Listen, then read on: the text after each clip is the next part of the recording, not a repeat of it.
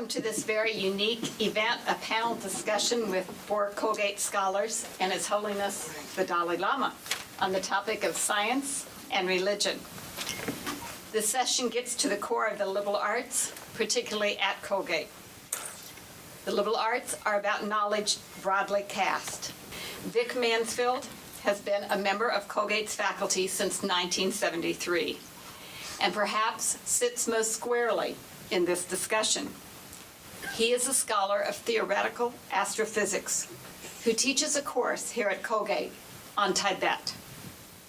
In fact, Vic's most recent book, Tibetan Buddhism and Modern Physics, Toward a Union of Love and Knowledge, includes a foreword by His Holiness, the Dalai Lama.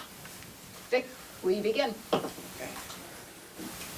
Holiness, I offer you this book in thanks and gratitude for your tremendous leadership and inspiration in the science and teaching of collaboration, and inspiration to many of us. Thank you especially for the introduction, but most of all, I thank you for the spiritual inspiration that you have provided to many of us.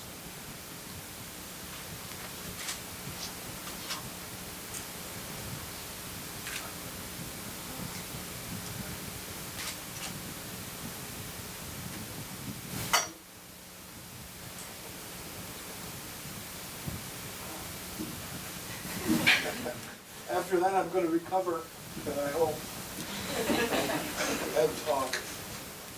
Should we go? Yes, please. Thank you, Vic. Holiness and Junpa, I want to do this sufficiently slowly and compactly that I'm really sure to be connected. Okay, so break in at any time. I'm going to often just give conclusions without reasoning to keep it within my 10 minutes. Okay? Now, that's going to be a trick. In this book, I think I make clear that there are no, in my mind anyway, religious or philosophic, I should be sitting down, religious or philosophic systems where you can draw more intimate connections between really deep foundational issues in physics and the philosophic structure of Prasangika, Madhyamaka, or let's say middle way consequence school Buddhism, which the Dalai Lama is the head representative. However, I'm not going to talk about any of those enormously profound connections. I want to talk about a problem that I addressed in the book, but I couldn't solve, and I don't expect Your Holiness to solve it, but maybe you could push me in the right direction, okay? And so that everyone is sort of on the same page, I want to define a little bit of Tibetan terminology about causality. You know, in all forms of Buddhism, causality is absolutely central to both the theory and practice of Buddhism. I am the product of past actions through the law of cause and effect. I am here, both my excellences and my weaknesses and so on, because of past actions. I can transform into a Buddha. That's hard to believe, but it is possible through, again, the law of cause and effect. So from a practical point of view, from a practice point of view, it's absolutely central, right? On the other hand, it's one of the chief arguments for emptiness, for the lack of independent existence in all phenomena, subjective and objective. So it has an important theoretical role to play too. And as I'm going to point out, there's a terrific conflict between Tibetan Buddhist, I really mean middle way consequence school, causality and quantum mechanics, and I'll try to sketch that briefly. Okay.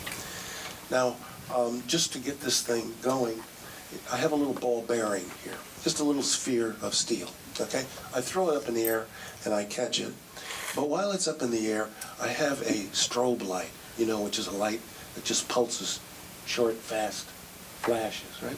And we take a photograph of it, and we get this thing behind.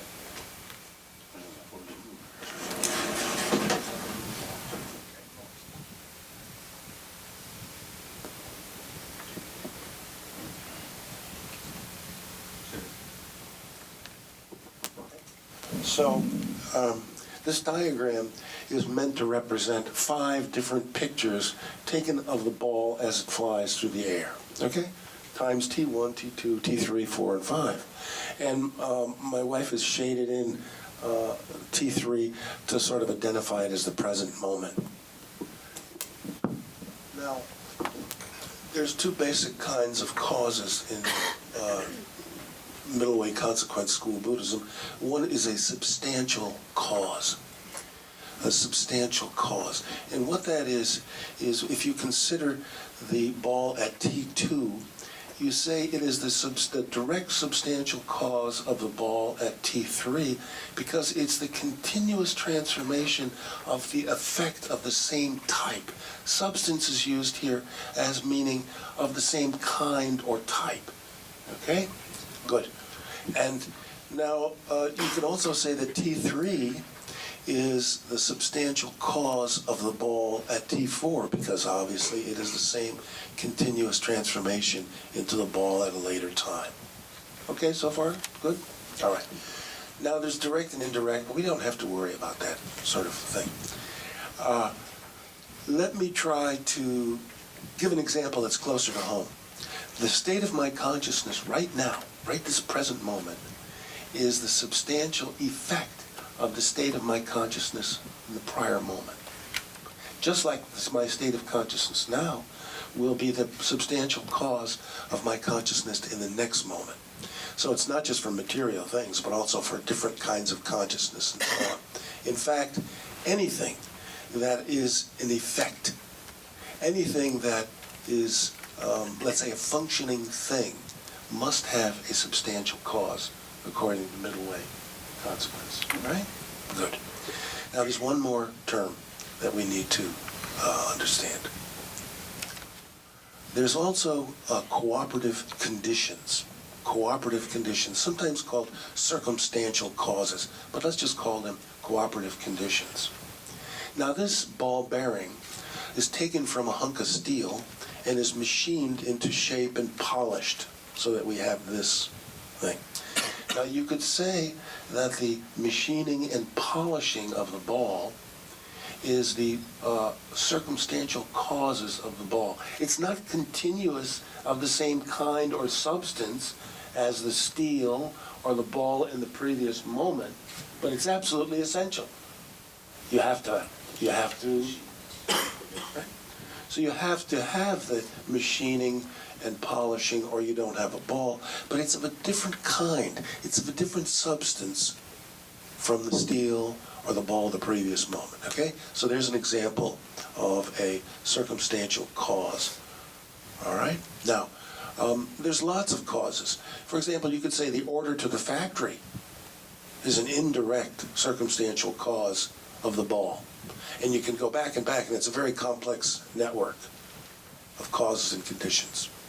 If we go to the example of consciousness, the fact that I have a body is a circumstantial cause of my consciousness. It's not the same as my consciousness, but without the body that I have, I wouldn't have consciousness the way I'm using the term.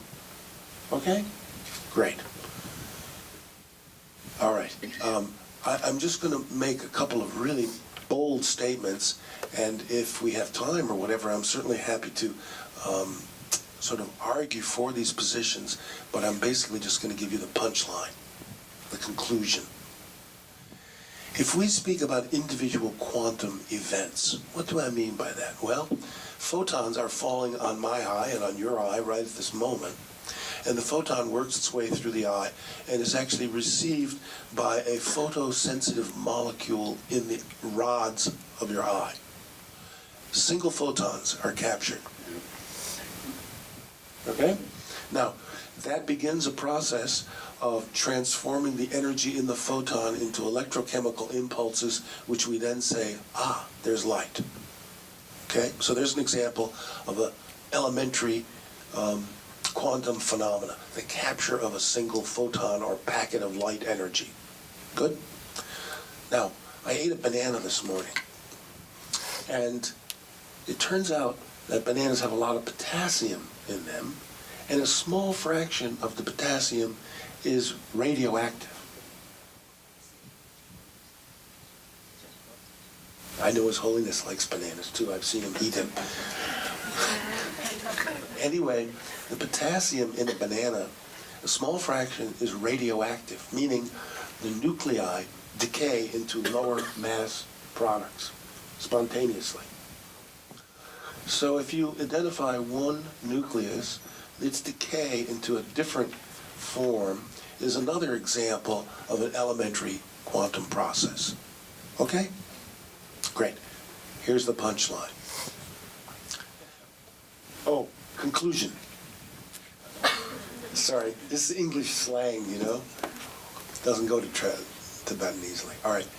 The conclusion that much hard effort in quantum mechanics has established is that there are no substantial causes or cooperative conditions for elementary quantum events.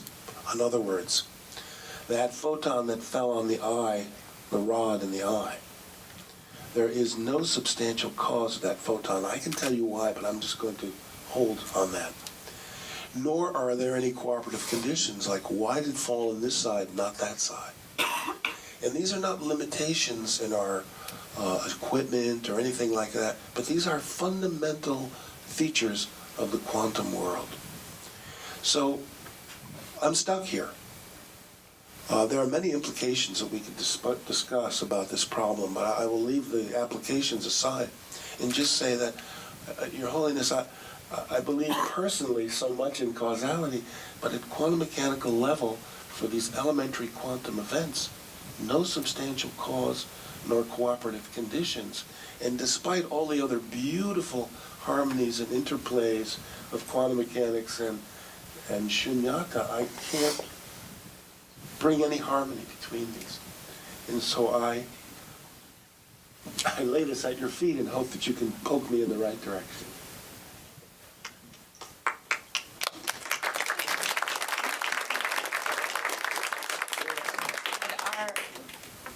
And now we are honored to hear from His Holiness the Dalai Lama.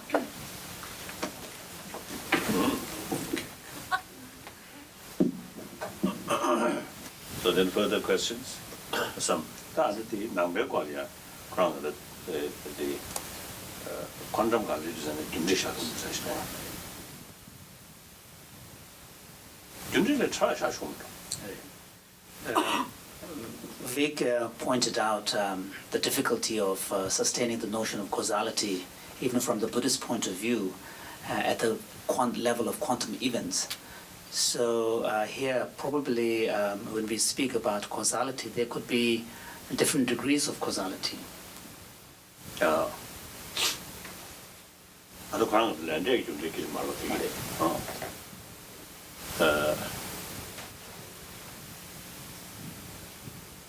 Bena sujengi chegi junjendo danda ji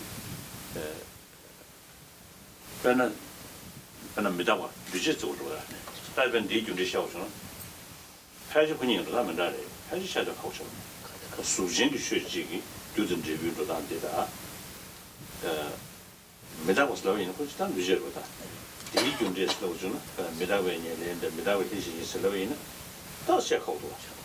그냥 유든지 그 계시 교도 돼야 돼 연구하래 계시 치마 계시 가면 떠야 되겠다 딘 교도 돼야 돼 떠야지 얘네 거라 유든지 남샤야 돼 빨리 메다고 슬러베는 다 가면 되잖아 지단 수진기 군대 군도단 직 메다가 잡고 가고 메다고 군대가 잡고. So, for example, you gave the example of causal processes with respect to the physical phenomena, material phenomena, the substantial cause, and the cooperative conditions. So the causal processes that we understand with respect to the physical phenomena may not apply exactly in the context of other phenomena. For example, His Holiness was giving the example of simply saying the process of transient nature itself. So we can characterize impermanence or transience. So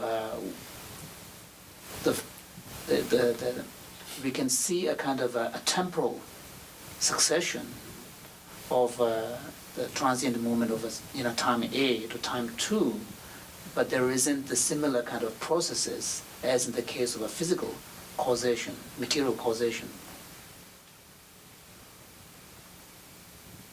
다음에 정신이 뭐로서 돼야 그래 원이지 다음에 남배 나리야 그러나 원이지 주를 세하게 중전 소디 중제 거 다음에 마데메가 타네 아니 원이지 매바디 그다 그냥 중제 거 다티 교전 제우스를 뚜루이지 뚜루 그런 신디 야우삼담베이나 그럼 뭐 담바지 예베이나 그때만에 뭐 지예베이나 그뚜루요 스타티시. For example, if you look at historically within the Buddhist tradition, the ways in which different Buddhist schools have understood the notion of causality and how that understanding of causality has been used to then infer deeper nature of reality itself. For example, you have the Buddhist realist schools for whom the fact that there is a law-like cause and effect processes in the nature is seen as an indication that things and events possess some form of existence. There is some kind of intrinsic property or intrinsic essential nature. So for them, the causal processes are actually seen as a basis for subscribing to some form of objective reality. On the other hand, the Madhyamaka, the middle way school that you referred to, have used the fact of causation in the exactly opposite manner, because for them, they have argued the fact that things arise. I think the very meaning of emptiness is not nothingness, but emptiness means absence of independent existence. So that is. So the way in which they have used the causal kind of processes is to demonstrate the fact that things exist only by means of dependence upon causes and conditions, show that they have their very existence, not only their existence, but also their very identities are relational. They're actually defined in relation to something else. And because of this, there is nothing or no thing or an event possesses any self-defining intrinsic nature of its own. So you can see how even the causality has been used exactly in the opposite way. 세상가 뭐니 유명이 가는 사람 담배는 경제를 셔야 돼. So if one were to adopt the perspective of this ultimate reality where nothing possesses any nature, intrinsic nature, self-defining nature, so from that perspective, even the causality breaks down. We cannot, causality.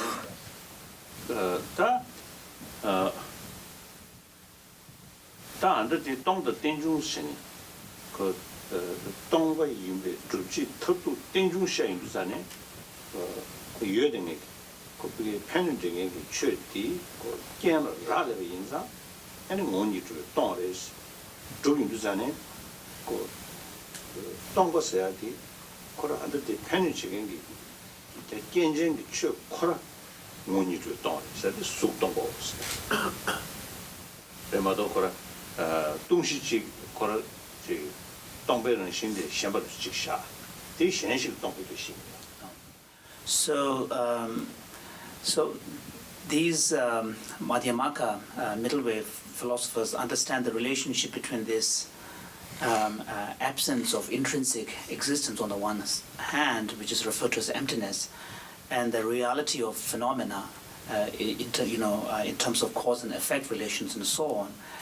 They see these mutually complementary, because the fact that things observe the law of causality, they have cause and effect relations, indicate the absence of independent reality, independent existence.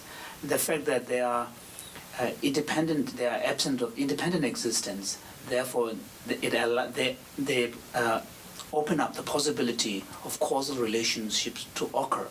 So, so what this suggests is that the notion of ultimate real, the emptiness, does not indicate mere nothingness, but because it indicates the dependent origination, and dependent origination indicates some level of reality to things.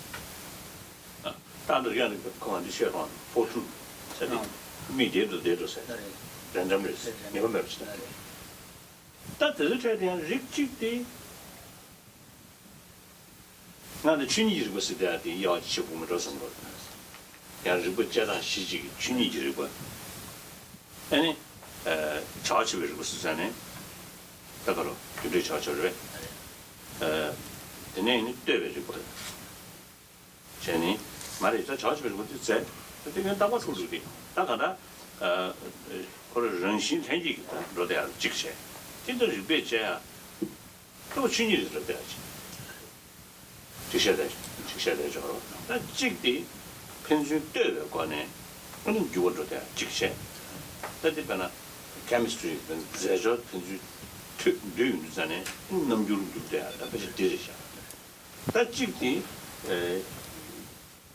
저하다 가이네 거라 교육내고 네 제빈 남주 지금 주어도 해야지. 비비비비 도도 돼야지. 그때다 자초이네 되네. 그때 직디 that dish is a tall and take to so the chicken to call it the casole. Don't maybe she would do this as you know. So with respect to the example you gave of this randomness at the quantum level, and the example you gave of the photon, single photon hitting either the right eye or the left eye, here His Holiness was saying, he's not sure whether randomness of that nature implies non-causality or non-causation. And here, if from the Buddhist point of view, when engaging into inquiry into reality, one takes into account what are known as the four principles. Principle of nature, which is really at a very fundamental level. And the principle of nature really, in some sense, admits the final boundary of rational explanation. So basically, principle of nature refers to the fact that that's the way things are, that's the way it is. So there is no further explanation that one can, it's really at the end of the explanation. So that's the principle of nature, and then based upon that, one speaks of principle of dependence. And here, it is somewhat analogous to the concept behind chemistry, where when different chemical properties come together, kind of new properties emerge. There is this notion of emergence. And mental level also. Is it due to, now for example, when the time, at the time, your basic mental level, mental state, good mood, then some, is it disturbance or information or experience that happen, because your basic mental state calm or good mood, therefore disturbance is much less. But at a stage, at a time, your basic mind is a little bit bad mood. But then even certain positive things also sometimes disturb our mood, which is not very happy. And even your best friend come, appear, or you feel, oh no. That kind of attitude, isn't it? So that mind depend on the mental factors. The other factors. That also, you see, because of yesterday's sort of the experience, and including the previous night's sort of good sleep. So all these depend on different sort of mental state, depend on many other factors. So this is the second principle, the principle of... So principle of dependence does not presuppose temporal kind of order. It could be simultaneous factors that, coming into interact with each other. And then there is what is called the principle of function. And here the the process of causation is taken into account. So certain, the various effects of the results are attributed to the properties or at the causal stage. So taking these three principles into account, the principle of nature, dependence, and function, then we use what is called the principle of evidence. So this is where we use rational argumentation or logical proofs and so on, taking into account. So, so if we use that kind of basic kind of framework, then there is already an acknowledgement that when you get to the point about principle of nature, then certain things happen. There is an element of randomness, but one would not expect to have a kind of a directedness of a causal explanation there.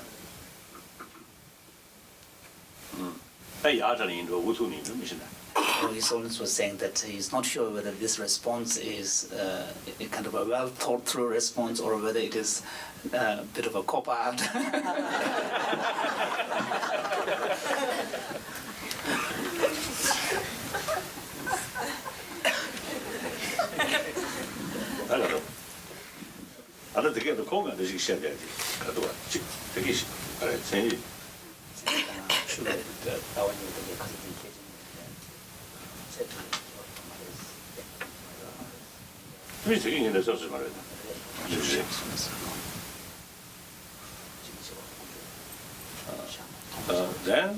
Then another So another kind of cop out response.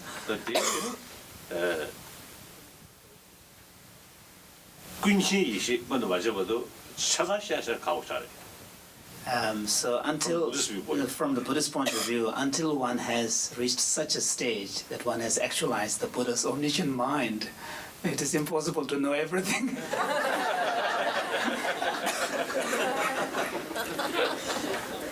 I think better to content. Yes, try to investigate as much as you can. You can go. But then there is limitation. Okay, stop there.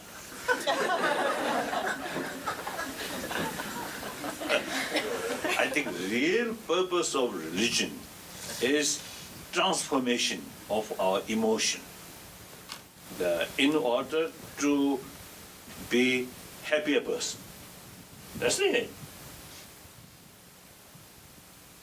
But then Buddhist approach, firstly, non-theistic, and secondly, particularly in the Sanskrit tradition, all those great sort of Buddhist masters, you see, they try their best to explain the Buddhist sort of the path, that's scientific. So as much as possible in a kind of a more scientific-like manner. Scientific or what do you call? I think More rational. More Rational explanation. They try to explain some of these goals like salvation. You see, try to explain the reality, right? On the basis of reality. So that very similar that of scientific sort of approach. And therefore, within the Buddhist sort of different concept or different view, the major different views within the Buddhism taught by Buddha himself. So we cannot totally rely on word or word or scriptures, because they are contradictory sort of views and all come from same source. So naturally we have to rely on investigation or reasons rather than quotation. So sometimes I express with respect Buddha salutation and little joke. The contradictory philosophy taught by Buddha once himself. That does not mean Buddha's own mind confused. Certainly not. Nor the Buddha deliberately tried to more confusion among his followers. No. So the basic sort of aim or purpose of these different philosophy, different views, is Different teachings. No? different teachings of the different view Views, no? of the reality. Now, for example, some occasions Buddha say there's intrinsic reality. Sometimes Buddha say no. So this is because the contradiction. But Buddha used to taught this because the person, among his followers, you see, some people, they have an idea of Intrinsic reality. You see, that philosophy, that view can help. And another follower of him, that view simply, you see, cannot help. So need different way of approach. So as a Buddha, you see, taught different views according different mental disposition. Both aiming help to the person to transformation about the negative emotion or for elimination of negative emotion. So bring more inner peace. So the main purpose of religion is transformation of our destructive emotion, which destroy firstly our inner peace, then secondly also harming others. Isn't it? So sometimes to some people they consider God creator, very powerful, very good sort of view. You see, that give us there's some kind of determination or will to follow. Now, on his teaching. Now, one time I asked one of my Indian, Indian Malay, or one Christian friend. I think English, maybe. He's British, yeah. He was British. British, but live in England. Now I live in India for many years.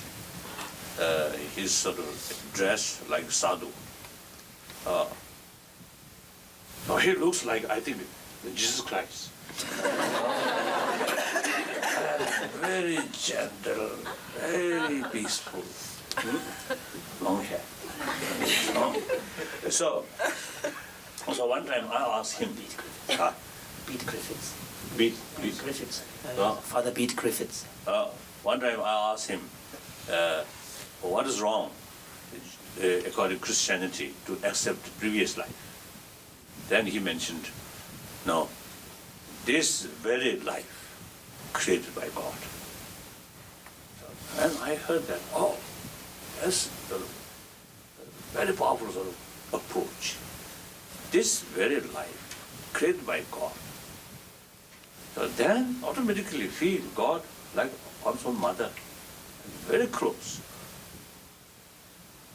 So the more intimacy, feeling of closeness or connection, there's more willingness to follow, to listen God's wish.